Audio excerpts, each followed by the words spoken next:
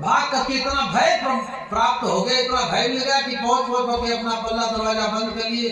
माता पिता से कहने के पल्ला बंद कर लो, कहीं एक भी घर में घुस आया तो किसी की खैर नहीं महाराज। ऐसा भय प्राप्त हो गया। सबने समझाया भोलेनाथ की महिमा है, चिंता मत करो, प्रेम से चल करके भगवान शिव का विवाह का दर्शन करो। भोलेनाथ भगवान की